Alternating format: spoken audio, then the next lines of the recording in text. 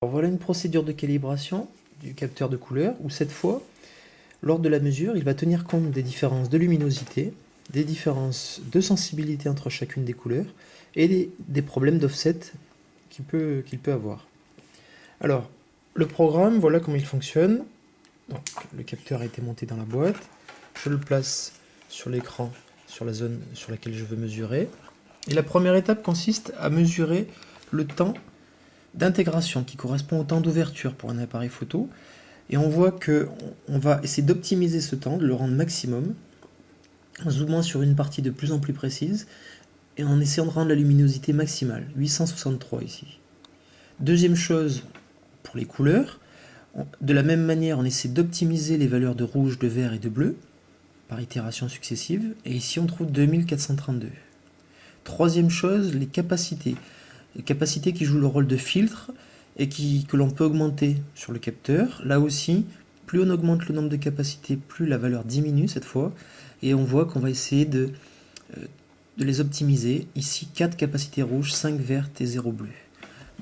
Quatrième réglage, l'offset. Pour cela, on éteint le capteur, on obture le capteur de couleur, et on mesure les offsets. Ces offsets, donc, devraient être nuls. Ce n'est pas le cas, ils vont créer un décalage dont on va tenir compte. Donc on voit ici, avant et après prise en compte de l'offset, la différence des valeurs rouge, vert et bleu. Dernière chose, le calibrage sur les talons blancs. Donc on devra avoir les mêmes valeurs de rouge, de vert et de bleu. Si ça n'est pas le cas, on va en déduire des coefficients correcteurs. Ici c'est le cas.